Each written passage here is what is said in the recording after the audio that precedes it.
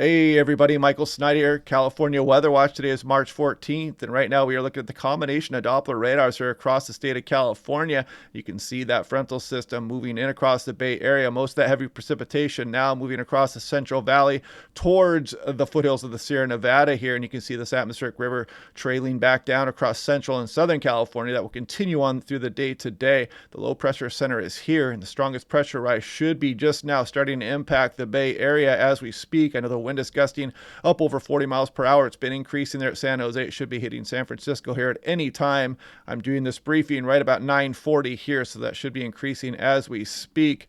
Taking a look at the infrared satellite imagery, and you can see this comma cloud here. Nice visual representation of that storm. The pressure rise just now coming onto the coastline there for the strongest winds, especially above the higher terrain. And some of the Central Valley could get some gusts 55, 60 miles per hour as well. San Francisco calling for gusts probably into the lower 50s also.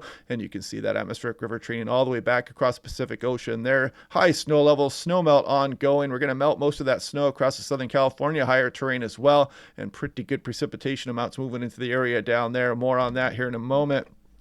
Nuisance flooding here across a lot of the Central Valley here, so watch out. The roadway and urban flooding, your rises on the small streams and creeks out there. Don't drive on those flooded roads. Seems like a lot of people are pretty well prepared for this storm, so if we keep it up, we can keep impacts to a minimum across the area. Now, looking at why the high-risk days are, high-risk days are a big deal is basically what this is saying. You can see all 2 of 5 flood-related fatalities occur during the high, and, another big chunk occur during moderate there. So most of those occur during moderate or high, but you can see flood-related damage usually occurs when these high risks are implemented. I'll show you the map here for this area in a moment.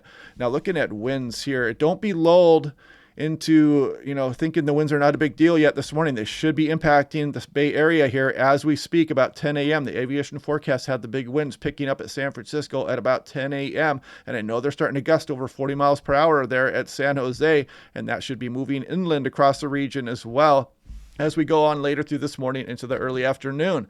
Same map here from the HRRR.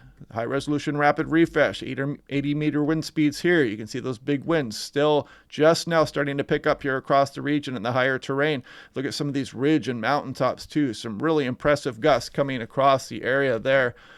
Significant atmospheric river event today and tomorrow, of course. You've heard all about it here. This is Los Angeles National Weather Service. 48 inches isolated higher for the south and southwest facing slopes. 2 to 5 inches over the Santa Barbara south coastline there. And you can see some gusty winds will be accompanying that all the way through Southern California, but they shouldn't be as strong as what they're getting up towards the Bay Area. But you can see all the impacts here, including the threat for downed trees, power lines, and power outages. And watch out for those mandatory evacuations. I know some of them are going on for areas around Santa Barbara and Ventura County and the burn scar areas. This is that high risk, includes the central Sierra Nevada foothills and some of the coastal range, mainly Monterey south down towards the Los Angeles metro, which is included in the moderate risk here. Marginal risk goes all the way down towards Mexico. This is for tomorrow. This may be upgraded actually too. I wouldn't be surprised to see some slight issued for tomorrow as well later on today. We'll see how that goes. But this thing may be a little bit slow trying to get down out of the area as we go through tomorrow.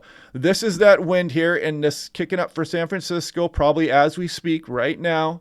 And 10 a.m. and this is on into the afternoon. You can get some gusts up over 50 miles per hour. And so watch out, especially across some of the higher hills and the ridge tops and those areas susceptible and prone to some higher winds. Lake Tahoe, you can see some gusts, 60, maybe 70 miles per hour, especially across the higher terrain up there. Big waves across the lake also out there. Watch out for that.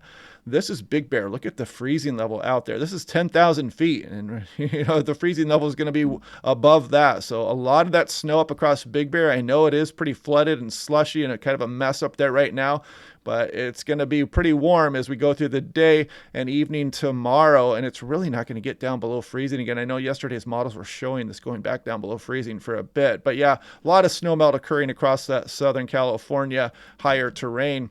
This is Mammoth Yosemite out there. You can see this peaks right about this afternoon through this evening. And you can see that going up above 10,000 feet there before it starts to come back down. But we're also going to take a look at the extended forecast as well, as we have the potential for some more storms as we go on in through early next week. More on that here in a moment. I'll show you what the weather models have to say. This is total snow-Kuchera ratio. This is last night's European run. And again, the heavy, wet, dense variety across much of the Sierra Nevada and the Siskiyous here as we go on through this weekend here.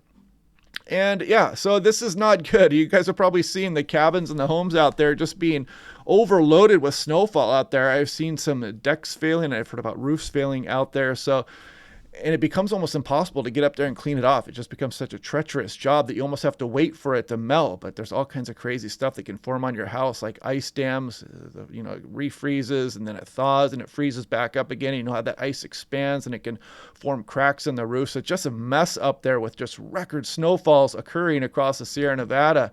Now, let's take a look at this. This is 6 to 10 day, and this above average bullseye here for precipitation across the state of California through the 23rd is because of another trough that's going to set up on the west coast of North America here and try to steer storms right into the state of California here. We've got some favorable looking model runs for some cyclogenesis off the coastline. I'll show you that here in a moment. This is the risk for heavy precipitation. You can see highlighting the 21st and 22nd for much of California here and slight up into Oregon. But again, California looks to be bullseyed as we go through next week.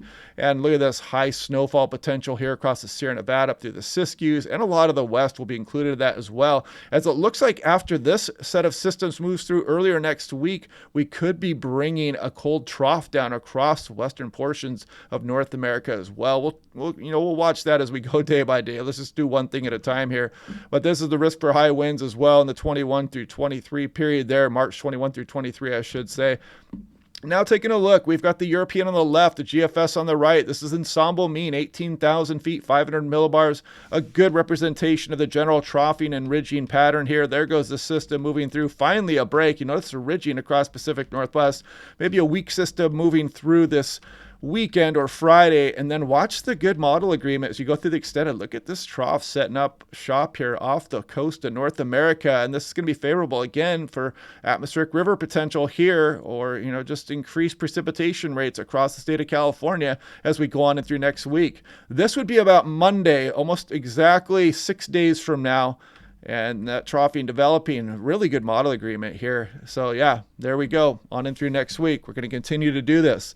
Now let's speed ahead a little bit more, and you can kind of see this general troughing here with the ridging out over the Aleutian Islands kind of tend to tell us there's probably going to be a northwest flow here and probably some lower snow levels here. That'll be a change from the warmer southwest flow in the atmospheric rivers with the super high freezing levels, but you can still build up that Sierra snowpack here with already record amounts. We could potentially, set some further records here or just really pad what records we have already built here across a lot of the Sierra Nevada. And that just kind of kicks the can down the road for that flooding potential as well, with all that water stored across the mountains. If you bring a warm atmospheric river into that, you can continue this flooding potential on in through the end of the month, or maybe even into early April coming up. Now, if you're off in the backcountry here, you probably don't need me to tell you, but there is high avalanche danger, Mount Shasta and much of the Sierra Nevada right now as we speak with the storm ongoing. This is snow water equivalent. I've been showing this map here, but there's just some impressive totals across the Sierra Nevada. Look at this, some 50, 60, 70, 80, 90 inches of water equivalent across the region here. So if you were to melt that snow down, you would have in some cases 6 to 8 feet of water equivalent stored up in the mountains there. And across Southern California, the mounts weren't too bad as well. I know the Big Bear had a lot of snow still. I was talking to a few people recently, and it's kind of a slushy mess up there with a lot of snow on some of the higher terrain, and that's really going to get melted quite a bit here. So that adds to the flooding concerns across some of the Southern California area here. Now, hide your eyes if you don't like raw data here, but I'm going to try to update this here really quick, see if we have any more information. But San Francisco has not got its strong winds yet. You can see the gusts only up to 17, 18, 15, 14 for the last few hours there. And the aviation forecast calls about 10 a.m. It calls for gusts to 44 knots. That's up into the 50 mile per hour range here. So the strong winds are probably just now occurring. San Jose, they're increasing as we speak, gusts to 37 knots there. and that equals about 43, 44 miles per hour is probably what they're getting about right now. So heads up, those winds are on the increase right now, and they should continue at least on in through the early afternoon.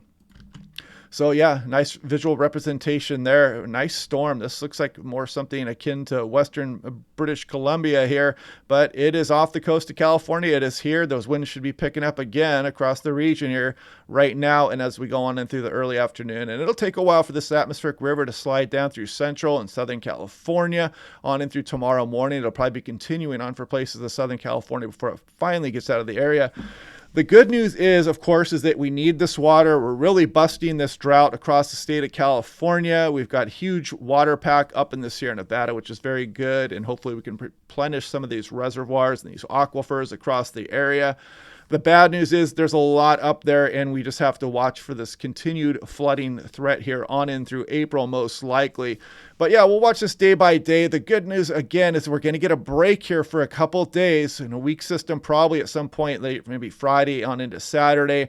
But then we start to bring back that active weather again with atmospheric river potential on in through early next week. So we'll just have to watch that, and then maybe a cold trough after that on through the extended. But we'll worry about that as we get closer. We have plenty of time to look at that information. So stay safe out there. I think the state has been doing a pretty good job overall of warning its residents. So, maybe we can keep the direct impacts here to a minimum across the state. But anyway, I wanted to get this video out as quickly as I could this morning and, just try to get this information out there. But the big winds, I think, are probably just now starting to cross the Bay Area. But anyway, yeah, I hope you guys are safe today. If you don't have to go out, don't do it. Don't travel unless you absolutely have to. You guys know the drill out there. Heed your evacuation warnings. And we'll do this again either in a live stream tonight, or maybe we will, or otherwise I'll just talk to you tomorrow during my normal daily briefing. So anyway, hope you guys are having a good day, and I'll talk to you later.